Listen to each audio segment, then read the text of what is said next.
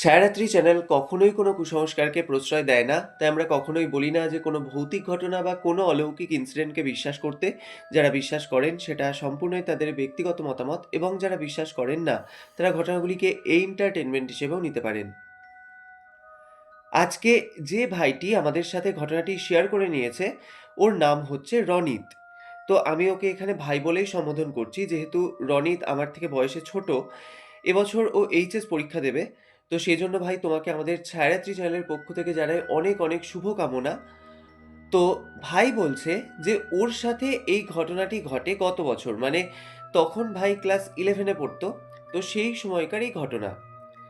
আর এই যে পুরো বিষয়টি, এটা কিন্তু ভাইয়ের পরিবার কেন্দ্রিক একটি ঘটনা, তো যে কারণে ভাই এক্স্যাক্ট বাড়ির লোকেশনটা আমাদেরকে বলতে বারণ করেছে। আর সেই কারণেই আমি এখানে শুধুমাত্র জেলার নামটি উল্লেখ করলাম। তো ভাইয়ের বাড়ি হচ্ছে বাঁকুড়া জেলাতে। এবার সেখানের একটি মফস্বল এরিয়ায় ভাইয়ের হচ্ছে বাড়ি। আর এই ঘটনাটি কিন্তু ঘটেছিল ওর মামার বাড়িকে কেন্দ্র করে, এবং এই পুরো ঘটনা কিন্তু ভাই নিজে একা ফেস করেছিল, এবং সেটা ঘটেছিল তার মামা দাদু, মানে তার মায়ের মামা মারা যাওয়ার পর থেকে একের পর এক যে ইনসিডেন্টগুলো ভাই নিজে ফেস করেছিল, তা কিন্তু রীতিমতো গায়ে কাঁটা ধরিয়ে দেওয়ার মতো কিছু ঘটনা। এবং তোমরা যত ঘটনাটি শুনবে যে ভাই এক্স্যাক্ট কী কী জিনিসের সম্মুখীন দিনের পর দিন হতো, তোমাদেরও কিন্তু বেশ অদ্ভুত মনে হবে বিষয়গুলো। তো যাই হোক, বেশি কথা না বাড়িয়ে শুরু করছি আজকের এপিসোড নাম্বার 155। ভাই যেভাবে আমাদেরকে ঘটনাটি লিখে পাঠিয়েছে, ঠিক সেভাবেই আমি ঘটনাটি তোমাদেরকে আজকে পড়ে শোনাচ্ছি। আমি রনিত। এই ঘটনাটি আমার সাথে ঘটেছিল গত বছর নভেম্বর মাসে। আচ্ছা, তার আগে আমার ফ্যামিলির সম্পর্কে কিছু কথা আমি তোমাকে বলি। আমার মামার বাড়ি আমাদের বাড়ি থেকে প্রায় ওই 2 ঘন্টা মতো বাসে যেতে লাগে। আর আমার মায়েরা হচ্ছে 3 বোন ও 1 ভাই। তার মধ্যে আমার মামা হচ্ছে সবার ছোট। আর আমাদের এই বাড়ির ফ্যামিলিতে আমার বাবা, মা, দিদি আর আমি, মোট 4 জন সদস্য আমরা। তো ঘটনাটি যখন ঘটে, মানে গত বছরের কথা আমি বলছি, তো তখন দিদি কিন্তু বাড়িতে থাকতো না, ইনফ্যাক্ট এখনও থাকে না। ও ব্যাঙ্গালোরে জব করে। তো যাই হোক, আমার যেখানে মামার বাড়ি, সেই পাড়াতেই হচ্ছে আমার মায়েরও মামার বাড়ি, মানে আমার মায়ের বাপের বাড়ি এবং মামার বাড়ি কিন্তু একই পাড়াতেই। তবে আমার দিদার কিন্তু এটা সম্বন্ধ করেই বিয়েটা হয়েছিল, কারণ তখনকার দিনে এই যে স্বজাতিতে বিয়ে হওয়ার যে ব্যাপারটা, এটা একটু বেশিই ছিল। আর আমার মামার বাড়ির যে পাড়াটা, মানে পাড়াটা কিন্তু বিশাল বড় একটা এরিয়া নিয়ে, মানে গোটা পাড়াটা আর কি তৈরি। তো সেই গোটা পাড়াটাতেই হচ্ছে আমাদের স্বজাতির লোকজন, এবং তারা কিন্তু দীর্ঘদিন যাবৎ এখানে বসবাস করছে। এবং প্রতিটা ফ্যামিলি কিন্তু মানে বনেদি ফ্যামিলি বলতে পারো, মানে বেশ পুরনো পাড়া কিন্তু এটা। এবার আমার যখন জন্ম হয় তখন কিন্তু আমার দাদু, মানে আমার মায়ের বাবা, উনি কিন্তু তার আগেই গত হয়েছেন। মানে আমি যখন আমার মায়ের পেটে ছিলাম, তো তখন 3-4 মাস আগে, মানে আমি হওয়ার 3-4 মাস আগে আমার দাদু কিন্তু মারা যান। তো আমার দিদির বয়স তখন 5 বছর ছিল। এবার আমার দিদি আমার দাদুকে কিন্তু দেখেছে, এবং দাদুর যে আদর ভালোবাসা যেটাকে বলে, তো সেটা কিন্তু আমার দিদি পেয়েছে। কিন্তু আমি সেটা থেকে আর কি মানে বঞ্চিতই হয়েছিলাম বলতে পারো। আর আমার দাদু কিন্তু খুবই চাইতেন যে আমি যাতে হই, মানে উনি চাইতেন যে ওনার যাতে একটা নাতি হোক, মানে এইটা কিন্তু খুব আশা ছিল ওনার। তো এবার আমাকে যেহেতু উনি দেখে যেতে পারেননি, তার আগে উনি মারা গিয়েছিলেন, তো যে কারণে আমার মা কিন্তু খুব দুঃখ পান। মানে এবার আমি হয়েছি, আমাকে আমার দাদু দেখতে পায়নি। তো যেটা হয়, মায়ের মন খুব খারাপ হয়ে গিয়েছিল, এবং মা প্রচণ্ড ভেঙে পড়েছিলেন, খুব কান্নাকাটিও করতেন। তো আমার জন্মের পর থেকে আমার মামা দাদু, মানে আমার মায়ের মামা, আমাকে নিজের দাদুর মতোই কিন্তু ভালোবেসেছেন। মানে আমি ছোট থেকে, মানে আমার যখন জ্ঞান হয়েছে তখন থেকে কিন্তু আমি দাদু হিসেবে ওনাকেই চিনতাম। আর আমি আগেই বলেছিলাম যে আমার মামার বাড়ি এবং আমার মায়ের মামার বাড়ি একই পাড়াতেই ছিল, মানে খুব একটা ডিস্টেন্সও নয়। তো আমি মামার বাড়ি গেলেই কিন্তু ওনার কাছেই চলে যেতাম। মানে দাদুর কাছে যেরকম একটা নাতি নাতনিদের আবদার থাকে, মানে এটা কিনে দাও বা ওটা আমার চাই, যেরকম হয়, তো ওটা কিন্তু আমি সেই মামা দাদুর কাছেই করতাম, আর উনি কিন্তু সমস্ত কিছু আমার ফুলফিল করতেন। এবং ওখানে যদি কোনো মেলা টেলা হতো, আমরা যদি সেই সময় মামার বাড়ি যেতাম, তো আমাকে নিয়ে উনি ঘুরতে যেতেন, মানে যেরকম আর কি দাদু নাতির একটা সম্পর্ক হয়, এটা কিন্তু আমার মামা দাদুর সাথে হয়েছিল। তো উনি মানে এক কথায় বলতে গেলে উনি আমাকে কিন্তু ভীষণই ভালোবাসতেন। এবার উনি যখন মারা যান তখন ওনার বয়স কিন্তু বেশ অনেকটাই হয়েছিল, প্রায় ওই 85-86 এরকম বয়স হয়েছিল ওনার। তো এবার গত বছরের কথা আমি বলছি, মানে গত বছরই তো উনি মানে মারা গিয়েছিলেন। তো তার আগে থেকে, মানে উনি নভেম্বরে মারা গেছেন, তো ওই দুর্গাপুজোর পর থেকে উনি কিন্তু মানে বিভিন্ন রকম অসুস্থতায় পড়ে যান। মানে ওনার বিভিন্ন রকম শারীরিক যে রোগগুলো সেগুলো ধরা পড়ে। যেমন ওনার প্রেশার, সুগার, তারপর কোলেস্টেরল যেরকম হয় একটা বার্ধক্যজনিত রোগের কারণে। এখন তো এগুলো মানে বয়সও লাগছে না, এমনিতেই প্রতিটা মানুষের মধ্যে আমরা দেখতে পাচ্ছি। তো ওনার কিন্তু এত বয়স হয়েছিল, ওনার শরীরে কিন্তু কোনো রকমের কোনো রোগ ছিল না। মানে কয়েক মাসের মধ্যে কিন্তু এতগুলো রোগ হঠাৎ করে ওনার ধরা পড়ে যায়। এবং তারপর থেকেই কিন্তু উনি বিভিন্ন কারণেই অসুস্থ থাকতেন। এবার মানে উনি তারপর বেশি চলাফেরাও করতে পারতেন না। আগে যেমন অনেক কিছু উনি কাজও করতেন, সেগুলোও আর পারতেন না। মানে সবথেকে বড় কথা হচ্ছে ওনার যখন এই যে শারীরিক কন্ডিশনের এত অবনতি হয়, উনি এটা জানতে পেরেই মানে মানসিক দিক থেকে কিন্তু প্রচণ্ড ভেঙে পড়েছিলেন। তো যে কারণে উনি কিন্তু মানে সবসময়তে ওনার ঘরের মধ্যেই থাকতেন। তো এরপরে যখন আমরা মামার বাড়ি গিয়েছিলাম, তো তখন কিন্তু ওনার সাথে আমরা একবার দেখাও করে এসেছিলাম। তো ভাই বলছে যে এইভাবে প্রায় ২-২.৫ মাস মতো কেটে যায়। তো তারপর একদিন আমরা হঠাৎ শুনি যে ওনার কিন্তু দুটো কিডনি খারাপ হয়ে গেছে এবং ওনার কিন্তু ডায়ালিসিস চলছে। মানে বুঝতেই পারছি যে ওনার শারীরিক কন্ডিশন মানে যত দিন এগোতে থাকে তত কিন্তু আরো অবনতির দিকে যেতে থাকে। তো এবার মা আমাকে প্রায়ই বলতো তারপর যে, "চল একবার তাহলে দাদুকে দেখে আসবো।" তো আমিও বলতাম যে, "হ্যাঁ, যাবো, দেখে আসবো।" তো এই করে কিন্তু মানে আমাদের যাওয়া হচ্ছিল না। মানে ওই আজ যাবো, কাল যাবো এরকম করে হচ্ছিল না। এবার আমার তখন মানে এক্সামও এগিয়ে আসছিল। তো যে কারণে আমার পড়ার চাপটাও বেশি ছিল বলে মানে আমরা ভাবছিলাম যে ঠিক আছে মানে কোনো একদিন গিয়ে দেখে আসা যাবে। তো এরকম করে আমার একটা ছুটির দিন ঠিক হয়। এবার ছুটির দিন বলতে মানে যেদিন আমরা যাবো বলে ডিসাইড করি সেদিন ছিল হচ্ছে রবিবার। আর সেদিন আমার সকালে একটা লাইফ সায়েন্সের টিউশন ব্যাচ ছিল। তো সেইটা পড়েই আমি এবং আমার মা ওই দুপুর খাওয়া-দাওয়া করে আমরা বেরিয়ে যাবো। এরকমই একটা আমরা ডিসাইড করেছিলাম। তো এবার তার আগের দিনের কথা বলছি মানে শনিবারের দিন। তো সন্ধেবেলাতে কিন্তু আমি আমার রুমে বসে পড়ছি। মানে তখন ওই সন্ধে ৬:৩০ ৭টা এরকম হবে। আর আমার মা কিন্তু আমার পাশের রুমটাতে বসে টিভি দেখছে। আর আমাদের যে ডাইনিং স্পেসটা তো সেখানটা করে কোনো আলো জ্বলছিল না। যেহেতু আমার রুমে তখন আলো জ্বলছে এবং আমার মায়ের রুমে আলো জ্বলছে। এবার ওই আলোটা ডাইনিংয়ে পড়ছে। মোটামুটি ডাইনিংটা আলো হয়ে আছে। আর বাবা তখন বাড়িতে ছিল না, বাবা বাইরে ছিল। আর আমাদের ডাইনিংটা হচ্ছে কিন্তু মানে কিচেনের সঙ্গে কিন্তু কানেক্টেড। মানে আমাদের ওপেন কিচেন, এবার কিচেন এবং ডাইনিং একসাথেই। আর ওই কিচেন থেকে ডাইনিংয়ে আসার জন্য সামনে একটা সরু মতো স্পেস ছিল। তো সেইখানটা করে মা একটা ওই শুকনো খাবার-টাবার রাখার জন্য যেরকম ওই ডাল, চিনি, চা পাতা যেরকম হয় যে শুকনো খাবারগুলো, তো ওইগুলো কিন্তু রাখার জন্য একটা ছোট্ট মিট কেস টাইপের মানে একটা আলমারি ছিল। তো ওই আলমারির মধ্যে মা ওইগুলো ভরে রাখতো। তো তার ওপরের যে জায়গাটা মানে ওই যে মিট কেসের যে ওপরটা সেটা একটা মানে টেবিলের যেরকম একটা চওড়া পাটাতন হয় মানে স্কোয়ার শেপের। তো সেইরকম কিন্তু ওই চওড়া ওই জায়গাটি ছিল। এবার বেশ অনেকটা বড় এবং মানে অনেকটা চওড়া জায়গা। তো সেই জন্য মা কিন্তু ওখানে বিভিন্ন যে চীনামাটি এবং যে কাঁচের যে কাপ প্লেটগুলো হয় সেগুলো কিন্তু মা সুন্দর করে সাজিয়ে রেখেছিল। এবার কাপ প্লেটগুলো এমনভাবে সাজানো ছিল ওগুলো কিন্তু একটার উপর একটা যে সাজানো আছে তা কিন্তু নয়। মানে পরপর পাশাপাশি মানে একটা লাইন করে যেরকম হয় ওইভাবে কিন্তু মা সাজিয়ে রেখেছিল। কাপ, তারপর চীনামাটির প্লেট, ডিশ এইগুলো। এবার এইটা কেন আমি এত ডিটেলে তোমাদেরকে বলছি সেটা তোমরা কিছুক্ষণ পরেই বুঝতে পারবে। তো ভাই বলছে যে ওইটা কিন্তু যেখানটা করে ছিল সেটা মানে সেই জায়গাটা কিন্তু আমার রুম থেকে বা আমার মায়ের রুম থেকে কিন্তু ডিরেক্ট দেখা যেত না। মানে যদি আমরা ঘরের দরজার সামনে এসে দাঁড়াই তাহলে কিন্তু সেই মিট কেসটা আমাদের চোখে পড়বে। মানে একটু মানে কর্নার করে জায়গাটা ছিল। এবার আমি কিন্তু মন দিয়ে আমার রুমে বসে পড়ছি। আর মা তখন মায়ের মতো নিজের ঘরে টিভি দেখছে। ঠিক এমন সময়তে ভাই বলছে হঠাৎ করে ঝনঝন করে কিছু যেন একটা ভেঙে পড়ার শব্দ। এবার আমি তো রুমে বসে নিজের মতো পড়ছিলাম যখন, মানে আমার মনটা তো আমার পড়ার দিকে ছিল। হঠাৎ করে অত জোরে কিছু একটা পুরো একদম মানে ভেঙে পড়ার মতো যখন শব্দটা হয়, ন্যাচারালি আমি একদম পুরো চমকে গেছি যে আওয়াজটা কোত্থেকে এলো? এবার ওই আওয়াজটা হওয়ার সাথেই না মানে আমি কিন্তু সঙ্গে আমার রুমের যে দরজাটা যেখান থেকে আরকি ডাইনিংটা দেখা যাচ্ছে, ওইদিকে কিন্তু আমি তাকিয়েছি। এবার যে মুহূর্তে আমি তাকিয়েছি, এবার আমি আগেই বলেছিলাম যে ডাইনিংটা যেহেতু অন্ধকার ছিল এবং রুম থেকে কিছুটা আলো ওই ডাইনিংয়ে গিয়ে পড়ছিল, যে কারণে ডাইনিংটা মোটামুটি দেখা যাচ্ছিল।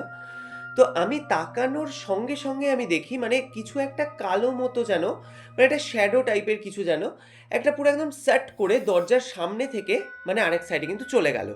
মানে কিছু একটা খুবই দ্রুত এত স্পিডে ওখান থেকে ক্রস করেছে আমি কিন্তু বুঝতেও পারিনি যে ওটা কী?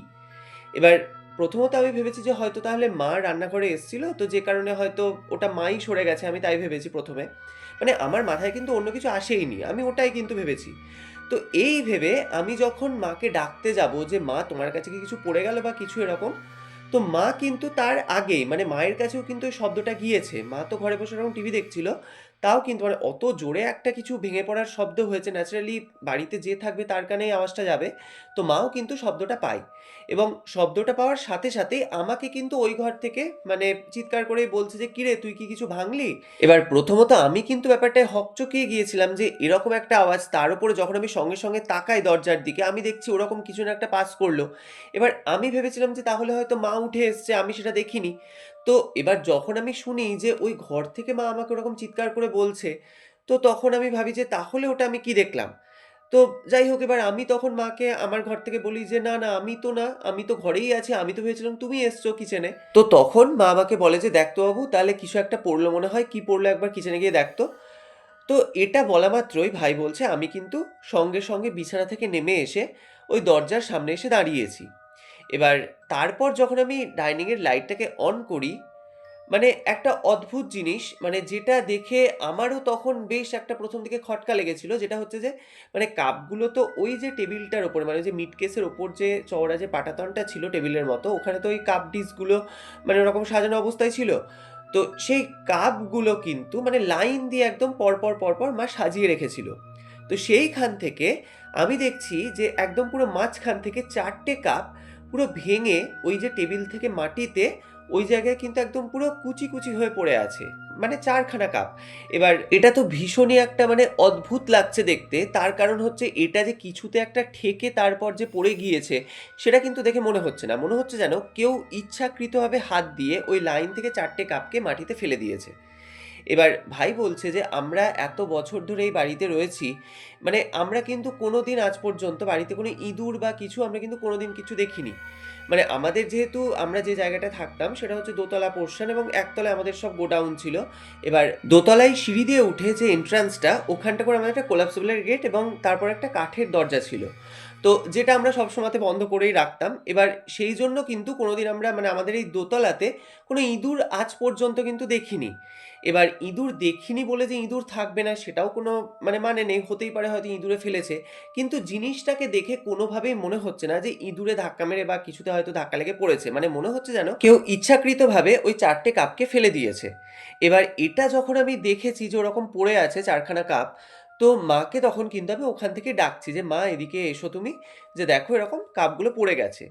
এবার মা তখন এটা যখন শুনেছে, তো মা এবার ন্যাচারালি বাইরে এসছে মানে ডাইনিং এ বেরিয়ে এসছে। তো মাও যখন দেখে যে এরকম পড়ে গেছে, তখন মা বলছে যে, "কি হলো এটা? কি করে হলো?" তো এই নিয়ে যখন মা আর আমি কথাবার্তা বলছি, এবার সেই সময়তেই মানে যখন কথা বলছি সেই মুহূর্তেই কিন্তু মায়ের ঘর থেকে মায়ের ফোনটা বেজে ওঠে। এবার যখন মা ফোনটা হাতে নিয়ে দেখে, মা দেখছে যে মামা ফোন করেছে মাকে। তো এবার মা যখন ফোনটা ধরে, মা জানতে পারে যে মামা দাদু কিন্তু এক্সপায়ার করে গেছে। মানে প্রায় ৫-১০ মিনিট হলো উনি কিন্তু মারা গেছেন। এবার এই কথাটা মা যখন শোনে মামার কাছ থেকে, মা তো এবার ফোনে কথা বলছে মামার সাথে। তো মা যখন শোনে, মাও কিন্তু রীতিমতো অবাক। কারণ আমাদের আগামীকালকেই যাওয়ার কথা ছিল ওনাকে দেখতে। তো এবার ন্যাচারালি সবারই তখন মনটা খারাপ হয়ে যায়। এবার মা তখন আমাকে বলছে, "দেখ আমাদের তো কালকেই যাওয়ার কথা ছিল। তো তুই মানে তোর পড়ার জন্য আজকাল করে আমাদের যাওয়া হলো না। আমরা শেষ দেখাও দেখতে পারলাম না।" মানে যেরকম হয় মানে মায়ের খুবই মনটা খারাপ হয়ে যায়। এবার ভাই বলছে যে সেই মুহূর্তে কিন্তু আমার মাথায় একটা কথা ব্লিঙ্ক করে। যেটা হলো যে মামা যেটা মাকে ফোন করে বলেছে যে প্রায় ৫-১০ মিনিট হলো উনি মারা গিয়েছেন, এবং ভাই বলছে ওই যে একটা ইনসিডেন্ট আমাদের বাড়িতে ঘটেছিল, ওই যে ৪ টে কাপ পড়ে যাওয়া, অত জোরে একটা আওয়াজ, এবং যে মুহূর্তে আমি দরজার দিকে তাকিয়েছিলাম মনে হলো যেন কিছু একটা পাস করলো। এবার সেই মুহূর্তে আমি তো মাকে যখন আমি ডাকি ওরকম একটা কিছু দেখার পর আমি জানতে পেরেছিলাম যে মা কিন্তু ওই ঘরে ছিল। তো তারপর ওই বিষয়টা নিয়ে অতটা আমি মাথা ঘামাইনি। আমি ভেবেছিলাম যে হয়তো এটা আমার কোনো মনের ভুল ছিল। কিন্তু তখন আমার এটা হঠাৎ করেই মনে হয় যে ৪ টে কাপকে আমি যেরকম পড়ে থাকতে দেখেছিলাম, দেখে কিন্তু খুব অস্বাভাবিক লাগছিল। মানে মনে হচ্ছিল যেন ওটা কোনো কিছুর সঙ্গে ঠেকে নয়, কেউ যেন ওটাকে ইচ্ছাকৃতভাবে ফেলে দিয়েছে। এবার পুরো বিষয়টা কিন্তু আমি রিলেট করতে শুরু করি। তো ভাই বলছে যে আমি কিন্তু এই যে ভূত, প্রেত এইসব বিষয় কিন্তু আমি মানতাম। মানে আমি ওই বিষয়টাতে অতটা ভয় না পেলেও এগুলো যে এক্সিস্ট করে এটা কিন্তু আমি মানে নিজের মধ্যেই কিন্তু আমি এটা বিশ্বাস করতাম। এবার আমি দেখছি যে ওই জিনিসটা ঘটার যে টাইমের গ্যাপিংটা ওটাও কিন্তু ৫-১০ মিনিট আগেই। এবং আমার তো মাথায় তখন অন্য কিছু ঘুরছিলই না। আমি নিজের মতো পড়াশোনা করছি এবং আমি কিন্তু তখন জানতামও না যে মামা দাদু ততক্ষণে যে এক্সপায়ার করে গেছে। এবার ওই যে আওয়াজটা পাওয়ার পর আমি যে দেখেছিলাম দরজা থেকে কিছু একটা সাট করে সরে গেল কালো মতো, তাহলে ওটা কি ছিল? এবার আমার কিন্তু তখন ওই জিনিসটাই মাথায় বারবার ঘুরছে। এবার আমি মাকে সেই সময় কিছু বলতে পারছি না। মা তখন কান্নাকাটি করছে। তো এবার বাবাকেও ফোনে খবর দেওয়া হয় যে এরকম ঘটনা ঘটেছে। তো আমরা কি করি, আমরা একটা গাড়ি বুক করে, যেহেতু তখন মানে বেশ অনেকটাই রাত হয়ে গেছে, তো আমরা একটা গাড়ি বুক করে আমি, মা এবং বাবা আমরা কিন্তু মামার বাড়ির উদ্দেশ্যে রওনা দিই। এবার যখন আমরা ওখানে গিয়ে পৌঁছেছি, ভাই বলছে চারিদিকে একদম পুরো লোকজনে ভর্তি হয়ে গেছে। সবাই মানে আমার ওই মামা দাদুর নাম ওখানে কিন্তু অনেক ছিল। তো যে কারণে পাড়ার প্রত্যেকেই কিন্তু ওনাকে খুব ভালোবাসতেন। তো এবার ন্যাচারালি যেরকম হয় বাড়ির সামনে প্রচুর লোকজন। এবার আমরা যখন ওই ঘরের মধ্যে ঢুকেছি, আর ভাই বলছে আমার মামা দাদুর অত যে বয়স হয়েছিল, উনার মানে এমনিতে উনি লম্বা চওড়া একজন মানুষ ছিলেন এবং শরীর স্বাস্থ্য কিন্তু খুব ভালো ছিল। মানে অত বয়স হয়েছিল তাও কিন্তু ওনার শরীর স্বাস্থ্য মানে একই রকম আমি দেখে আসতাম। তো ওই যে কয়েক মাস ধরে উনি যে শারীরিক কন্ডিশনে যেরকমভাবে ভুগছিলেন, তো সেই জন্য ওনার শরীরটা একটু ভেঙে গিয়েছিল ঠিকই, কিন্তু ওই যে কয়েকটা দিনে মানে আমরা যখন জানতে পেরেছিলাম যে ওনার দুটো কিডনি খারাপ হয়ে গেছে, ড্যামেজ হয়ে গেছে, তো তারপর তো ওনাকে আমরা দেখিনি। তো মানে এই যে যখন আমরা যাই তখন আমরা ওনাকে মৃত অবস্থায় দেখছি। তো তখন আমরা দেখতে পাই মানে উনি একদম পুরো বিছানার সাথে মিশে গিয়েছেন। মানে এতই রোগা হয়ে গেছিলেন উনি। মানে দেখেই ভীষণ খারাপ লাগছিল। তো এবার ভাই বলছে যে আমার যেহেতু পরের দিন আমার টিউশন ছিল এবং তার ২ দিন পর থেকে আমার এক্সাম শুরু হবে। তো যে কারণে আমি কিন্তু ওখানে গিয়ে থাকতে পারি না। এবার আমার মা ওখানে গিয়ে থাকবে বলেই ঠিক করেছিল। তো যে কারণে এবার মাকে রেখে দিয়ে আমরা ওখানে বেশ কিছুক্ষণ থাকি। তো তারপর আমি এবং আমার বাবা ওই যে গাড়িটায় করে আমরা গিয়েছিলাম, সেই গাড়িতেই কিন্তু আমাদের বাড়িতে আবার ব্যাক করে আসি। তো আসার পথে আমি আর বাবা কিছু খেয়ে নিয়েছিলাম। তো তারপর যখন আমরা বাড়ি ঢুকেছি তখন কিন্তু বেশ অনেকটাই রাত হয়ে গেছে। তো আসার পর আমরা আবার ফ্রেশ-ট্রেশ হয়ে যে যার মতো শুয়ে পড়ি। আর মা কিন্তু আমাকে বলেছিল যে, "তুই কিন্তু তোর ঘরে একা শুবি না আজকের রাত্রিতে। তুই তোর বাবার সাথেই শুবি।" তো সেই জন্য ভাই বলছে আমি কিন্তু আমার বাবার সাথেই ঘরের মধ্যে শুই। এবার শোয়ার কিছুক্ষণ পর বাবা দেখছি ঘুমিয়ে গেছে। কিন্তু ভাই বলছে আমার কিন্তু কোনমতেই ঘুম আসছে না। মানে আমার ওই পুরনো কথাগুলো মনে পড়ছে যে মামা দাদু আমাকে কত ভালোবাসতেন। আমি যখনই যেতাম উনার বাড়িতে মানে উনার বাড়ি গিয়ে আমি থাকতাম। বেশিক্ষণ সময় উনার বাড়িতেই থাকতাম। মানে এইসব কথাগুলো আমার মনে পড়ছে। তার উপরে আজকে যেরকম একটা উনাকে দেখলাম, উনি যখন মারা গেছেন উনার যে মুখটা সেটা আমার বারবার মনে পড়ছে। তো ন্যাচারালি যেটা হয়, তো আমি কিন্তু এপাশ-ওপাশ করছি। আমার কোনমতে ঘুম আসছে না। তো এই করতে মানে বেশ কিছুক্ষণ হয়ে গেছে ১-১.৫ ঘন্টা আমি ওরকম ঘুমাইনি। তো তারপর এবার শুয়ে থাকতে ন্যাচারালি যেরকম চোখটা লেগে যায়, আমার কিন্তু হালকা একটু চোখটা লেগে গেছে। মানে একটু তন্দ্রাচ্ছন্ন অবস্থায় আমি চলে গেছি। এবার আমি তখন যে পুরো ঘুমিয়ে গেছি তা নয়, মানে আমার সেন্সটা আছে, কিন্তু একটা হালকা ঘুমের ভাব আমার চলে এসছে। তো সেই সময়তে ভাই বলছে, মানে আমি শুনতে পাচ্ছি মনে হচ্ছে যেন একটা হালকা মৃদু কণ্ঠ মানে দূর থেকে কেউ যেন আমার নাম ধরে ডাকছে। "রনিত, এই রনিত।" মানে এরকম একটা হালকা গলার আওয়াজ আমি কিন্তু ওরকম ঘুমন্ত অবস্থাতেই পাচ্ছি। মানে ওই হালকা যে আমি ঘুমিয়ে গেছি ওই অবস্থাতেই কিন্তু আমি ওই শব্দটা পাচ্ছি। তো ভাই বলছে যে মুহূর্তে আমি ওরকম গলার আওয়াজটা পাচ্ছি, আমি কিন্তু মানে তাকানোর চেষ্টা করছি। মানে আমি দেখার চেষ্টা করছিলাম যে কে আমাকে ডাকছে। তো অদ্ভুত বিষয়, আমি যে পুরোপুরি ঘুমিয়ে গেছি তা নয়, কিন্তু যখন ওই আওয়াজটা শুরু হয়েছে মানে আমার যখন কানে আসছে আওয়াজটা, মনে হচ্ছে যেন ঘুমে আমার চোখটা পুরো জড়িয়ে যাচ্ছে। মানে আমি কোনোভাবেই যেন তাকাতে পারছি না। একটা ঘোরের মধ্যে আমি চলে গেছি। আমি অনেকবার তাকিয়ে দেখার চেষ্টা করছি, কিন্তু ভাই বলছে আমি কোনোভাবে যেন চোখ খুলতে পারছি না। এবার আমি কিন্তু বুঝতে পারছি না যে ওই গলার আওয়াজটা ঠিক কার? মানে এতটাই মৃদু কণ্ঠ এবং একটা মিহি গলায় কেউ যেন আমার নাম ধরে কন্টিনিউ আমাকে ডেকে যাচ্ছে। এবার কিছুক্ষণ পর কিন্তু ওই আওয়াজটা ধীরে মনে হচ্ছে যেন আমার ঘরের মধ্যে প্রবেশ করছে। এবার আমি তো চোখ খুলতে পারছি না। মানে আমি ছটপট করছি বিছানায়, কিন্তু আমি তাকাতে পারছি না। কিন্তু আমি এটা বুঝতে পারছি যে, যে ওভাবে আমাকে ডাকছে সেই আওয়াজটা ধীরে ওই ডাইনিং থেকে আমার ঘরের মধ্যে কিন্তু আসছে। এবার যখন খুব কাছাকাছি আওয়াজটা এসেছে, ভাই বলছে আমি একদম পুরো পরিষ্কার বুঝতে পারি যে ওটা কিন্তু মামা দাদুর গলা। মানে একদম আমি কিন্তু মানে তখন একদম আমার কাছে পুরোপুরিভাবে পরিষ্কার জিনিসটা। এবার সেই মুহূর্তে মানে যখন আমার সাথে ইনসিডেন্টটা ঘটছে, সেই মুহূর্তে কিন্তু মানে ওইটুকু সময়ের জন্য কিন্তু আমার মাথা থেকে পুরো বেরিয়েই যায় যে আজকে এরকম মামা দাদু মারা গেছেন এবং কিছুক্ষণ আগেই আমরা ওনাকে দেখে এসেছি। মানে এই জিনিসটাই কিন্তু টোটালি আমার সেই মুহূর্তে মাথা থেকে একদম পুরো বেরিয়ে যায়। এবার আমি ভাবছি যে আমাকে মামা দাদু ডাকছে, আমি কেন তাকে সাড়া দিতে পারছি না বা আমি কেন চোখ খুলে তাকে তাকিয়ে দেখতে পারছি না। এবার ততক্ষণে কিন্তু মানে আওয়াজটা ধীরে, ধীরে, ধীরে, ধীরে আমার দিকে ক্রমশ এগিয়ে আসছে এবং আমি কিছুক্ষণ পরে এটা বুঝতে পারি যে আওয়াজটা মানে উনি তো আছেন, মানে উনি বলছেন কথাটা বলেই তো আওয়াজটা আসছে, আমি এটাই তখন ভাবছি। এবং আওয়াজটা এসে কিন্তু একদম আমার মাথার পেছনে এসে দাঁড়ালো। মানে ভাই বলছে আমি কিন্তু মানে যেহেতু আমি একদম পুরো সজ্ঞানে রয়েছি, আমি যে একদম ঘুমিয়ে গিয়েছিলাম তাও তো নয়। এবং ওই আওয়াজটা পাওয়ার পর আমার কিন্তু ঘুম ততক্ষণে চলে গেছে। মানে পুরোপুরি কিন্তু আমি জেগে গেছি, কিন্তু আমি চোখ খুলতে পারছি না। মানে একটা অদ্ভুত সিচুয়েশন আমার। তো আমি বুঝতে পারি সেই গলার আওয়াজটা কিন্তু এসে ধীরে, ধীরে আমার মাথার পেছনে দাঁড়ায় এবং তারপর আমি যে এত অস্থির হয়ে গিয়েছিলাম বিছানাতে, আমি পুরো ফিল করি যে কেউ যেন আমার মাথায় হাত বোলাতে শুরু করেছে এবং সেই হাতটা যে মুহূর্তে বোলাতে শুরু করে, আমার শরীরের যে একটা অস্বস্তি বা আমি ওই শীতের মধ্যে আমি যেরকম একটা মানে গরম লাগছিল আমার, তো ওই অস্বস্তিটা যেটা আমি ফিল করছিলাম মুহূর্তের মধ্যে যেন আমি শরীরে পুরো রিলিফ পেয়ে যাই এবং মানে ওই যে আমার ছটপট করতে থাকা সেটা আস্তে, আস্তে পুরো কমে এবং তখনও কিন্তু আমি বুঝতে পারছি যে কন্টিনিউ আমার মাথায় উনি যেন হাত বুলিয়ে যাচ্ছেন। তো এরপর মানে কিছুক্ষণের মধ্যে মানে ২-১ মিনিটের মধ্যে ভাই বলছে আমার এত ঘুম আসে চোখে, আমি কিন্তু ঘুমিয়ে পড়ি। মানে যতক্ষণ আমি জেগেছিলাম আমি বুঝতে পারছিলাম যে আমার মাথায় উনি হাত বুলিয়ে যাচ্ছেন এবং তারপর আমি যখন ঘুমিয়ে যাই, আমি বুঝতেও পারি না আমি কখন ঘুমিয়ে গেছি বা উনি আদৌ ওখানে ছিলেন কি ছিলেন না আমি জানিও না। আমি কিন্তু একদম পুরো ডিপ ঘুমের মধ্যে চলে যাই। আর এর মধ্যে আরেকটা অদ্ভুত বিষয় মানে কেন জানি না এটা আমার মাথার মধ্যে তখন কাজ করেনি। এবার আমার তো এটা বোঝা উচিত ছিল। এবার মানছি যে হয়তো সেই মুহূর্তে আমার মনে নেই যে মামা দাদু ওরকম মারা গিয়েছেন। তো এটা তো আমার মাথায় আসা উচিত ছিল যে এই বদ্ধ বাড়ির মধ্যে এত রাত্রিবেলায় উনি কোথা থেকে আসবেন? এটা কিন্তু আমার তখন মাথাতেই আসেনি।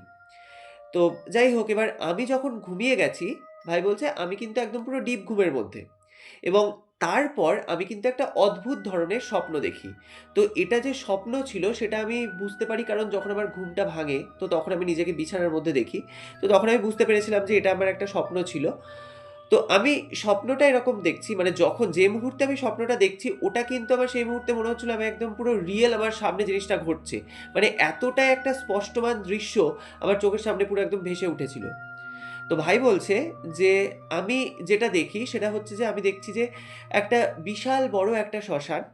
তো সেই শ্মশানের মধ্যে একটা জায়গায় কিন্তু দাউ, দাউ করে একটা চিতা জ্বলছে। মানে একদম কিন্তু আমি পরিষ্কার জিনিসটা দেখছি।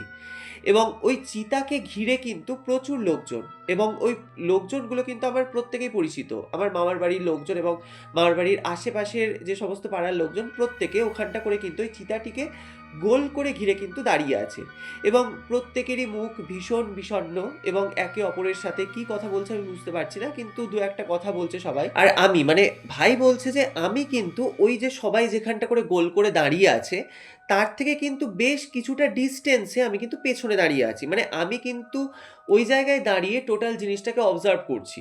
মানে এরকম একটা কিন্তু কিছু একটা আমি দেখছি। এবার হঠাৎ করে কিন্তু আমার চোখটা যায় ওই যে চিতাটা যেখানটা করে দাউ, দাউ করে জ্বলছে, সেই চিতার ঠিক পাশে। আমি দেখতে পাই যে একটা অর্ধ পোড়া একটা কোনো মানে মানুষ, সেটা মানুষ বললে ভুল হবে। কারণ তার চেহারাটা ঠিক এতটাই ভয়ানক এবং বীভৎস টাইপের, মানে গোটা শরীর কিন্তু পুরো একদম পুড়ে গিয়েছে এবং গা থেকে তার রীতিমতো সেই পোড়া মাংসগুলো একদম পুরো খুলে, খুলে পড়ছে। তো সেই রকম দেখতে একটা অদ্ভুত আকৃতির প্রাণী। তো মানে ওটাকে আমি প্রাণীই বলছি। তো সেই জিনিসটা কিন্তু ওই চিতার পাশে দাঁড়িয়ে আছে এবং তার চোখগুলো ঠিক এতটাই বিস্ফারিত এবং এতটাই জ্বলজ্বল করছে, ওই চোখটার দিকে কিন্তু আমার নজরটা যায়।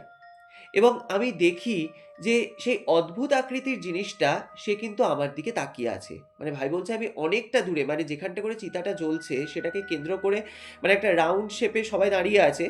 তো তার থেকেও কিন্তু আমি বেশ কিছুটা পেছনে আমি একা দাঁড়িয়ে এবং আমি বুঝতেও পারছি না যে কেন আমি ওখানে একা দাঁড়িয়ে আছি বা কেন এই জিনিসটা এখানে কেন ঘটছে বা এটা কি? আমি কিন্তু এটা তখনও পর্যন্ত বুঝতে পারছি না। কিন্তু আমি দেখতে পাচ্ছি যে অত দূর থেকে সেই জিনিসটাও আমাকে দেখছে এবং আমিও কিন্তু ওইটার দিকে তাকিয়ে আছি। এবার ওটা দেখা মাত্রই না আমার রীতিমতো ভয় লেগে যায়। কারণ আমি এটা বুঝতে পারি যে ওখানে ওরকম যে কিছু একটা দাঁড়িয়ে আছে বা সাধারণ মানুষ যারা ওখানে দাঁড়িয়ে আছে প্রত্যেকের যদি জিনিসটা চোখে পড়ে, সবাই তো একটা মানে ভয় পাবে বা ওটাকে দেখে একটা মানে অবাক হয়ে যাবে। কিন্তু কারোর চোখে মুখে এমন কোনো রকম কোনো এক্সপ্রেশন আমি কিন্তু দেখি না। মানে দেখে মনে হচ্ছে যে ওই জিনিসটাকে শুধুমাত্র আমিই একা দেখতে পাচ্ছি এবং ওখানে উপস্থিত যারা আরো রয়েছে তারা কিন্তু ওটাকে মনে হচ্ছে যেন দেখতেই পাচ্ছে না। এবার বেশ কিছুক্ষণ যাবৎ আমি কিন্তু দেখি ওই জিনিসটা ঠিক ওইখানে ঠিক একই অবস্থায় কিন্তু স্থির হয়ে দাঁড়িয়ে আমাকে দেখছে। তো এরপর কিছুক্ষণ পরে আরকি আমি দেখি ওটা কিন্তু ধীরে, ধীরে আমার দিকে এগিয়ে আসতে থাকে। এবং যত আমার কাছে এগিয়ে আসছে, এবার গোটা শরীরটা তো পুড়ে গেছে, আমি তো বুঝতে পারছি না ওটা ওখানে এক্সাক্টলি কে। কিন্তু মুখের অবয়বটা মানে যতটা আমার কাছে এগিয়ে এসছে, বেশ অনেকটাই আমার কাছে এগিয়ে চলে এসছে তখন। তো আমি ওই মুখের অবয়বটা দেখে বুঝতে পারি যে ওটা আর কেউ নয়, ওটা কিন্তু মামা দাদু। এবং মানে তখন আমার মাথাতে মানে আমি ওটা স্বপ্নে দেখছি ঠিকই, কিন্তু তখন আমার ওটা মাথায় এসছে যে আরে উনি তো মারা গিয়েছেন এবং উনাকে তো আজকেই শ্মশানে দাহ করার কথা। তো তখন ভাই বলছে যখন মানে যে মুহূর্তে আমার কথাটা মাথাতে এসেছে, সেই অবয়বটা মানে ওই যে একটা ভয়ঙ্কর আকৃতির যেটাকে আমি দেখছিলাম, তো সে তখন আমাকে উদ্দেশ্য করে একটা কর্কশ কণ্ঠে বলে ওঠে, দাদু ভাই, তুমি আবার দাহ কার্যের জন্য শ্মশানে এলে না? আমি তো তোমার জন্য অপেক্ষা করছিলাম। এবার ভাই বলছে আমি যখন ওই অবয়বটির থেকে এরকম একটা কর্কশ গলায় এই যে কথাটা যখন আমি শুনি, তখন কিন্তু আমি মানে মারাত্মক ভয় পেয়ে যাই এবং আমি কিন্তু তখন চিৎকার করে ঘুম থেকে জেগে উঠেছি। মানে ভাই বলছে আমি যখন ঘুম থেকে জেগে উঠি, সেই মুহূর্তে মানে তার আগের মুহূর্ত পর্যন্ত কিন্তু আমার মনে হচ্ছিল জিনিসটা আমার সাথে একদম পুরো রিয়াল ঘটছে। কিন্তু যখন আমি ঘুম থেকে উঠে আমি নিজেকে ওই বিছানার মধ্যে আবিষ্কার করি যে আমি এখানেই বসে আছি, তখন বুঝতে পারি যে এটা একটা স্বপ্ন এবং এটা এতটাই মারাত্মক একটা ভয়ঙ্কর পরিমাণের স্বপ্ন ছিল, আমি ওই শীতের রাত্রে একদম পুরো ঘেমে স্নান হয়ে গেছি। তো এবার আমি যেহেতু অত জোরে একটা চিৎকার করেছিলাম, এবার পাশে যেহেতু আমার বাবা শুয়েছিল, তো বাবারও তখন ঘুমটা ভেঙে যায় এবং বাবা তখন উঠে বলছে, "কি হয়েছে রে? তোর কোনো শরীর-টরীর খারাপ করছে নাকি? তুই এত জোরে চিৎকার করলি?" এবার ভাই বলছে, "আমি কিন্তু তখন কোনো কথা বলতে পারছি না। মানে আমার সেই বোবা লেগে যাওয়ার যে একটা ব্যাপার বলে না যে মুখে কোনো কথা বেরোয় না, তো সেই রকম একটা যেন সিচুয়েশন আমার তখন হয়ে গেছে।" তো ভাই বলছে, "আমি কিছুই বলতে পারছি না।" এবার বাবা ভেবেছে যে হয়তো আমার কোনো শরীর-টরীর খারাপ হয়েছে যে কারণে আমি এরকম একটা করেছি। তো এবার বাবা তখন সঙ্গে, সঙ্গে ঘরের লাইটটা জ্বালায় এবং লাইট জ্বালিয়ে আমাকে দেখছে যে আমি পুরো একদম পুরো ঘেমে স্নান। তো বাবা এবার জল দিয়েছে, আমি জল-টল খেয়েছি। তো তারপর যখন একটু আমি ব্যাপারটায় ধাতস্থ হয়েছি, মানে একটু যখন একটু স্বাভাবিক হয়েছি, তো তখন আমি বাবাকে কিন্তু পুরো বিষয়টা বলি যে, "জানো তো এরকম, এরকম জিনিস হয়েছে। মানে আমি কিন্তু এরকম একটা ঘটনা মানে ফেস করেছি।" এবং আমি ওটাও বলি, মানে আমি যখন একটা তন্দ্রাচ্ছন্ন অবস্থায় ওই যে একটা মৃদু কণ্ঠে আমার নাম ধরে রনিত, রনিত করে কেউ একটা ডাকছিল। তারপর ওই যে মাথায় হাত বুলিয়ে দেওয়ার ব্যাপারটা এবং তারপর এই যে একটা ভয়ঙ্কর স্বপ্ন দেখা মানে পুরো ডিটেইল কিন্তু আমি বাবাকে বলি। তো বাবা তখন বলছে যে, "ধুর তুই হয়তো মানে মামা দাদুকে তুই এত ভালোবাসতিস আর সদ্য, সদ্য উনি মারা গিয়েছেন। তুই হয়তো ওইসব নিয়ে ভাবছিলি, যে কারণে হয়তো তোর মাথায় এইসব জিনিস ঘুরেছে।" এবার ভাই বলছে, "আমি ওনাকে নিয়ে ভাবছিলাম ঠিকই, মানে ওনার কথা আমার মনে পড়ছিল বা যেটা হয় মানে মন খারাপের বিষয়। তো সেটা হয়েছিল ঠিকই, কিন্তু ওই যে একটা আমি গলার আওয়াজ পেয়েছিলাম, ওটা তো একদম আমি পুরো স্পষ্ট শুনেছি। এবং তারপর ধীরে, ধীরে এসে আমি পুরো বুঝতে পারি আমার মাথায় কেউ যেন হাত বুলিয়ে দিল। তারপর আমি ঘুমিয়ে গেলাম এবং তারপর ওই যে একটা এত ভয়ানক স্বপ্ন, এটা দেখার তো কোনো মানে নেই।"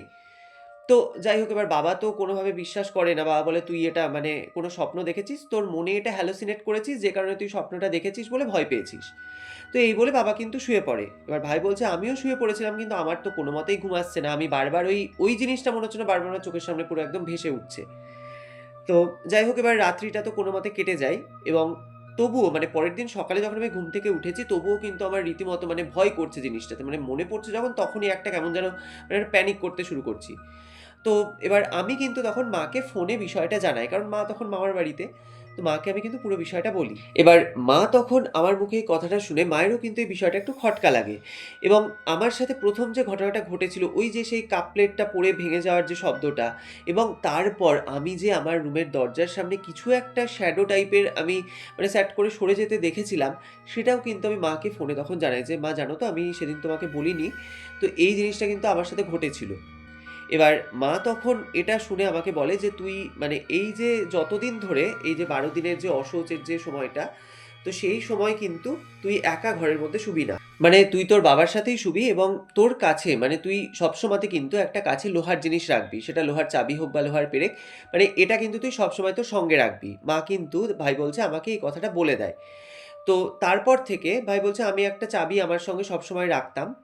এবং এরপর যে জিনিসগুলো হতো সেটা হচ্ছে যে ওই যে 12টা দিন আমি তো বাড়িতে ছিলাম, মানে আমাদের বাড়িতে আমি আর বাবা থাকতো। এবার বাবা যেহেতু কাজে বেরিয়ে যেত, তো আমার স্কুল থাকতো, তারপর টিউশন থাকতো, আমি যেখানেই যেতাম না কেন মানে আমার সবসময়তে এটা আমি ফিল করতাম, মনে হতো যেন কেউ আমাকে যেন মানে কন্টিনিউ ফলো করছে এবং আড়াল থেকে কেউ যেন আমাকে দেখছে। মানে আমি রাস্তা দিয়ে যাচ্ছি তাও আমার এটা ফিল হতো, বা আমি যদি কোনো টিউশন ব্যাচে আমি পড়তে বসছি তাও আমার এই জিনিসটা ফিল হতো। আমি কেন এই জিনিসটা আমার সাথে হতো আমি মানে এখনো পর্যন্ত জানি না। এবং আমি কিন্তু কোনোভাবে বাড়িতে একা থাকতে পারতাম না, মানে যে মুহূর্তে বা যে সময় হয়তো আমার টিউশন নেই, আমার বাড়িতে থাকার কথা। আর তখন যেহেতু আমার পরীক্ষা চলছে, এবার পরীক্ষা না চললে তো আমি আমার মায়ের সাথে মামার বাড়িতেই থাকতাম। তো পরীক্ষা চলছে বলেই তো আমাকে বাধ্য হয়ে বাড়িতে থাকতে হয়। তো আমি কিন্তু কোনোভাবে একা বাড়িতে থাকতে পারতাম না, মানে যখন আমি বাড়িতে থাকতাম তখন মনে হতো যেন মানে কন্টিনিউ আমি হয়তো ঘরের মধ্যে পড়ছি কোনো সময় একা, তো হঠাৎ করে যদি আমার চোখটা ওই দরজার দিকে যেত, মানে মনে হতো যেন মানে কয়েক মুহূর্তের জন্য স্যাট করে ওখান থেকে কেউ সরে গেল। মানে এটা কিন্তু আমার প্রায়ই মনে হতো এবং সেই জন্য আমি বাড়িতে কোনোভাবে একা থাকতে পারতাম না। আমার বাবা যখন বাড়ি ফিরতো তখন আমি বাড়ি ফিরতাম, মানে বাকি সময়টা আমি আমার বন্ধুর বাড়িতেই থেকে পড়তাম।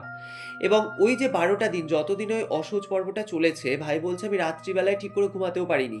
মানে আমি যেখানটা করে শুয়ে আছি সোজাসুজি আমি যখন দরজার দিকে তাকাতাম, এবার ডাইনিং আর ঘরের যে দরজাটা সেটা তো খোলা থাকতো রাত্রিবেলায়, তো আমি যখন দরজার দিকে তাকাতাম আমার পরিষ্কার মনে হতো যে ওখানটা করে কেউ যেন দাঁড়িয়ে আছে এবং ওই আকৃতিটা মানে একটা আলো আঁধারির মধ্যে আমি যেরকম একটা অবয়ব দেখতাম ওটা একদম পুরো স্পষ্ট যে ওটা হচ্ছে মামা দাদু। মানে ভাই বলছে আমি শুয়ে শুয়ে পুরো মানে এই জিনিসটা কিন্তু দেখতাম দরজার কাছে ওরকম যেন কেউ একটা দাঁড়িয়ে আছে। এবং খুব ভালো করে যখন আমি হয়তো ঘাটটাকে তুলে দেখার চেষ্টা করছি যে ওখানটা করে কে, মানে তখন দেখতাম আর কেউ নেই, মানে একদম কিচ্ছু নেই। তো এই জিনিসটা আমি পুরো একদম 12 দিন ফেস করি, মানে কিভাবে যে আমি পরীক্ষাটা দিয়েছি সেটা শুধুমাত্র আমিই জানি। তো তারপর আমার তো পরীক্ষা মিটে যায় এবং 12 দিনের সেই কাজের পর যখন সেই শ্রাদ্ধের দিন আসে, তো সেই দিন আমি এবং আমার বাবা আমরা দুজনেই কিন্তু মামার বাড়ি যাই। এবার মামা দাদুর যে বাড়িটা তো সেইখানটা করে ওনার শ্রাদ্ধ শান্তি সমস্ত কিছুই আর কি করার মানে আয়োজন হয়েছিল ওনার ছাদে, ওই মানে প্যান্ডেল ট্যান্ডেল করে ওই কাজটা হবে। তো ভাই বলছে মানে ওটা শীতের দিন আর চারিদিকে একদম পুরো খটখটে রোদ। আমরা ওই সকাল 10টা সাড়ে 10টার মধ্যে পৌঁছে গেছি, তো তখন সমস্ত কিছু জোগাড় যন্ত্র চলছে মানে কাজে বসবে বলে। তো মানে কিছুক্ষণ আগে পর্যন্ত চারিদিকে একদম পুরো রোদে খটখট করছে। তো হঠাৎ করে মানে যখন ওই মানে মামা দাদুর যে ছেলে তো উনি যখন আর কি কাজে বসবেন, বলছে ভাই বলছে মানে বিশ্বাস করবে না দাদা, কোথা থেকে 5 মিনিটের মধ্যে মানে যেন চারিদিকে একদম পুরো কালো হয়ে আকাশে মেঘ হয়ে গেল। মানে সেকেন্ডের মধ্যে মানে কেউ বুঝতেই পারলো না যে কোথা থেকে এত কালো আকাশে মেঘ। এবং এই শীতের সময় মানে শীতের সময় তো সচরাচর ওরকম বৃষ্টি দেখা যায় না। এবং যখন ওই শ্রাদ্ধের কাজে বসলো ওই সময় থেকে ওই যে বৃষ্টি স্টার্ট হয় যতক্ষণ পর্যন্ত শ্রাদ্ধ চলেছে কন্টিনিউ কিন্তু বৃষ্টি হয়েছে। মানে অদ্ভুত, সবাই কিন্তু রীতিমতো একদম অবাক হয়ে গেছে যে এই শীতের মরশুমে যে এরকম বর্ষাকালের মতো ঝমঝম করে বৃষ্টি হওয়া, মানে পাড়ার লোকজন মানে বাড়ি প্রত্যেকে কিন্তু একদম পুরো অবাক হয়ে যায়। তো তারপর মানে ওই শ্রাদ্ধ শান্তি তো মিটে যায়। তো ভাই বলছে যে আমরা তারপর দুপুরে খাওয়া দাওয়া করে আমি আর বাবা কিন্তু আবার রওনা দিই, এবার মা সেদিনটা থাকবে তো সেই জন্য মা ওখানে সেদিন থেকে যায়। তো আমি আর বাবা কিন্তু ওই বিকেল বিকেল রওনা দিয়ে দিই। তো ভাই বলছে মানে এতদিন পর্যন্ত ইনফ্যাক্ট আমি যে মামার বাড়ি আসছিলাম তাও যেন আমার বারবার মনে হচ্ছিল যে কেউ যেন আমাকে কন্টিনিউ ফলো করছে বা কেউ যেন আমার সাথে সাথে চলছে, মানে একটা অদৃশ্য কেউ, মানে আমি তাকে দেখতে পাচ্ছি না এরকম কেউ যেন। কিন্তু আমরা যখন ওখান থেকে ওই শ্রাদ্ধ শান্তি মিটে যাওয়ার পর যখন রিটার্ন আসছি, ভাই বলছে আমার গোটা শরীর মনে হচ্ছে না একদম পুরো ফ্রি, মানে একটা রিল্যাক্স ব্যাপার। মানে একটা যে সবসময় মনে হচ্ছিল কেউ আমাকে আড়াল থেকে দেখছে বা আড়াল থেকে কেউ যেন আমার প্রতি নজর রাখছে সেই জিনিসটা আমি আর ফিলই করছিলাম না। মানে একদম পুরো শরীর আমার হালকা হয়ে গেছে। তো এরপর মানে সেই দিন রাত্রিবেলাতে ওই যে 12টা দিন আমি ঠিক করে রাত্রে ঘুমোতে পারতাম না, সেই দিন রাত্রে কিন্তু আমি খুব ভালো মতো ঘুমাই। এবং আমি এত ভালো ঘুমিয়েছি মানে ওই যে রাত্রিবেলা এসে শুয়েছি তারপর একদম পুরো সকাল 7টায় আমার ঘুম ভাঙে। মানে এত ডিপ আমার ঘুমটা হয় এই 12 দিন পর প্রথম। তো তারপর থেকে যত দিন যায় মানে ভাই বলছে আমি কিন্তু আর কোনোদিন কিচ্ছু ফিল করিনি এবং আমি তারপর বাড়িতে একাও থেকেছি। মানে বাবা হয়তো কাজে গিয়েছে আমি সন্ধ্যেবেলা একা থেকেছি, এরকমও অনেক দিন হয়েছে। মানে তারপর কিন্তু আর আমার কোনোদিনই কিছু মনে হতো না, মানে একদম পুরো চারিদিকের আমার যে ভাইবসটা মানে পুরো একদম হালকা লাগতো। তো মানে ভাই যেটা আমাকে বলেছে, মানে পরে ওর মা, মানে ভাইয়ের মা আর কি ভাইকে বলেছিল যে হয়তো মানে তোর দাদু, মানে তোর মামা দাদু যেহেতু তোকে এত ভালোবাসতেন, তো যে কারণে হয়তো সেই মায়াটা উনি কাটিয়ে যেতে পারছিলেন না তোর প্রতি। ইনফ্যাক্ট ভাই যেটা আমাকে বলেছে যে ওদের বাড়িতে, মানে মামা দাদুর বাড়ির লোকজন কিন্তু কোনোদিন কোনো কিছু ফিল করেনি। মানে ওই যে 12 দিনের যে অশৌচের সময়, মানে একটা যেরকম হয় না যে বাড়িতে সদ্য সদ্য কেউ যদি মারা যায়, তো তাদের বাড়ির লোকজন তো একটা কিছু ফিল করে বা বলে যে বাড়িটা হয়তো একটু ভারী লাগছে বা একটু গাটা ভার ভার লাগছে, সেরকম কিন্তু তাদের বাড়ির লোক কোনোদিন কিছু ফিল করেনি। কিন্তু ভাই বলছে আমি এই জিনিসটা ফিল করতাম। মানে আমাদের বাড়িতে আমার সবসময় যেন মনে হতো মানে কেউ যেন আমার সাথে আছে। এবার ওই যে আমি ওনার মানে দাহ কার্যের জন্য ওনার সাথে যে শ্মশানে আমি যাইনি, যে একটা আমি ওরকম একটা স্বপ্ন দেখেছিলাম, তো ভাই বলছে এটা হয়তো আমার মানে নিজের, আমার এটা ব্যক্তিগত মতামত। উনি হয়তো চেয়েছিলেন, মানে আমার মামা দাদু হয়তো চেয়েছিলেন যে উনার শেষ যাত্রায় হয়তো আমি যদি উনার সাথে যাই, উনি হয়তো এটা মানে মনে, মনে চেয়েছিলেন। কিন্তু মানে উনি ওটা প্রকাশ করতে পারেননি বলেই হয়তো উনি আমাকে এইভাবে হয়তো জানান দিতেন। এবং উনি যে আমার সাথে ওই শ্রাদ্ধ ক্রিয়াদি হওয়ার আগে পর্যন্ত যে ছিলেন, সেটা কিন্তু আমি একদম পুরো সিওর হয়ে যাই। তার কারণ হচ্ছে যখন আমরা ওখান থেকে ফিরছিলাম ওনার শ্রাদ্ধ হয়ে যাওয়ার পর, তারপর থেকেই কিন্তু আমি নিজেকে এরকম হালকা অনুভব করতে শুরু করি। তো ভাই বলছে তারপর একটা বছর কেটে গেছে, রিসেন্ট ওনার মানে বাৎসরিক কাজটা হলো। মানে আমরাও গিয়েছিলাম মামার বাড়িতে ওনার বাৎসরিক কাজে। তো এখন আমরা সবাই ভালো আছি। তো এখন আর ওইসব কিছু কোনোদিন, মানে তারপর থেকে আর কোনোদিন আমরা কোনো কিছু কিন্তু ফিল করিনি। তো এই ঘটনাটি একদম বাস্তবে আমার লাইফে ঘটে যাওয়া একটি ঘটনা। তো এটা তথাকথিত সেই রকম কোনো ভৌতিক ঘটনার মতো ভয় লাগবে কিনা আমি জানি না। কিন্তু বাস্তব জীবনে আমি এই জিনিসটা পুরো ফেস করেছি। এবং এটা বলতে পারো একদম রিসেন্টই ঘটনা, কারণ গত বছর আমার সাথে এই জিনিসটা ঘটেছিল। তো আমি তো এমনিতেই ভূত, এন্টিটি বা আত্মা বা স্পিরিট এইসব জিনিসগুলো আমি বিশ্বাস করতাম ঠিকই, কিন্তু আমার সাথে এরকম কিছু ঘটনা ঘটার পর ভাই বলছে আমি কিন্তু এই জিনিসটাকে আরও বেশি করে বিশ্বাস করতে শুরু করি। তো যাই হোক, এই ঘটনাটি আমি তোমার সাথে আজকে শেয়ার করলাম। তো তোমার যদি ভালো লাগে তাহলে তোমার চ্যানেলে তুমি ঘটনাটি পড়ে শুনিও। তো ভাই অসংখ্য ধন্যবাদ এত সুন্দর একটি ঘটনা আমাদের সাথে শেয়ার করার জন্য। এবং তুমি যে আমাকে এই ঘটনাটি শেয়ার করেছো, এটা একদমই কিন্তু অন্যরকম একটি ঘটনা। মানে অন্যান্য যেরকম ভৌতিক ঘটনাগুলো আমরা পাই সেরকম নয়। মানে এটা কিন্তু শুধুমাত্র তোমার সাথেই ঘটেছিল। মানে উনি মারা যাওয়ার পর তোমাকেই যে উনি দেখা দিয়েছেন বা তোমাকেই যে তার অস্তিত্ব উনি বারবার বুঝিয়েছেন, সেটা তুমি আমাকে যেভাবে বলেছো, মানে সত্যি এটা যার সাথে ঘটে সেই কিন্তু খুব ভালো করে জিনিসটাকে রিয়েলাইজ করতে পারে। তো পার্সোনালি বলতে গেলে আমার তো ঘটনাটি অসাধারণ আজকে লেগেছে। তো বন্ধুরা, তোমাদের আজকের এই এপিসোডটি শুনে কেমন লাগলো সেটা অবশ্যই আমাদেরকে কমেন্টের মাধ্যমে লিখে জানিও। এবং ঘটনাটি শুনে যদি তোমাদের ভালো লাগে তাহলে অবশ্যই একটা লাইকের সঙ্গে সঙ্গে একটা হাইপ করে কিন্তু আমাদের সাথে থাকতে তোমরা একদমই ভুলো না। আর তোমরাও যদি তোমাদের জীবনে ঘটে যাওয়া এরকম কোনো সত্যি ভৌতিক ঘটনা বা যে কোনো অলৌকিক ইনসিডেন্ট আমাদের সাথে শেয়ার করতে চাও, তাহলে স্ক্রিনে দেওয়া হোয়াটসঅ্যাপ নাম্বারে তোমরা ঘটনাগুলি আমাদেরকে লিখে অথবা ভয়েস মেসেজের মাধ্যমে পাঠাতে পারো। এছাড়াও কিন্তু তোমরা আমাদেরকে মেইলের মাধ্যমেও ঘটনা শেয়ার করতে পারো। তাছাড়াও তোমরা আমাদের ফেসবুক পেজ ছায়ারাত্রি এবং ইনস্টাগ্রাম আইডি ছায়ারাত্রি অফিসিয়ালও ইনবক্স করতে পারো তোমাদের ঘটনাটি। আমরা সেই ঘটনাটি কিন্তু তুলে ধরবো সমস্ত শ্রোতা এবং দর্শক বন্ধুদের সামনে। আর তোমাদের পক্ষে যদি পসিবল হয় তাহলে যে ঘটনাটি তোমরা আমাদেরকে পাঠাচ্ছ, সেই ঘটনা সম্পর্কিত যে কোনো ছবি বা যে কোনো ছোট্ট ভিডিও ক্লিপ তোমরা চাইলে আমাদের সাথে শেয়ার করতে পারো। আমরা সেই ছবি বা ভিডিওটি দেখাবো সমস্ত দর্শকদেরকে। আর আজকের এপিসোডের কোনো প্রশ্ন থাকছে না, তোমরা শুধুমাত্র তোমাদের মতামতটা জানিও যে তোমাদের কেমন লাগলো আজকের এই এপিসোডটি। তো গত এপিসোডে যারা সঠিক উত্তর দিয়েছেন তারা হলেন ডানকুনি থেকে জবা চক্রবর্তী, উত্তর পূর্বাঞ্চল আগরতলার পশ্চিম ত্রিপুরা থেকে ড্যানি, নদিয়ার আসাননগর থেকে বাসন্তী মণ্ডল, বিট্টু রায়, ওকলাহোমা ইউএসএ থেকে সিরাতনাম, বাংলাদেশের ঢাকা থেকে আদিবা মিম এবং শুভ্রা ধর। তো এছাড়াও যারা আমাদেরকে কমেন্ট করেছেন তাদের মধ্যে থেকে কয়েকটি প্রিয় কমেন্ট আমরা এখানে বলছি।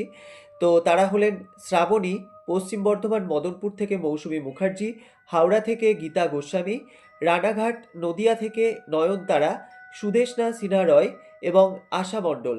তো তোমাদের সকলকে জানাই অসংখ্য ধন্যবাদ। তোমরা যারা যারা আমাদেরকে কমেন্ট করেছো, তোমরা এভাবেই আমাদেরকে কমেন্টের মাধ্যমে জানাও যে তোমরা কোথা থেকে ঘটনাগুলি শুনছো এবং ঘটনাগুলি শুনে তোমাদের কেমন লাগছে, সেই মতামতটিও কিন্তু তোমরা আমাদেরকে কমেন্টের মাধ্যমে জানাতে একদমই ভুলো না। তো যাই হোক, আজকের মতো বিদায় নিচ্ছি। দেখা হচ্ছে আবার পরবর্তী নতুন ভয়ঙ্কর ঘটনা নিয়ে আগামী মঙ্গলবার। ততক্ষণ তোমরা সকলে ভালো থেকো, সুস্থ থেকো, শুভরাত্রি।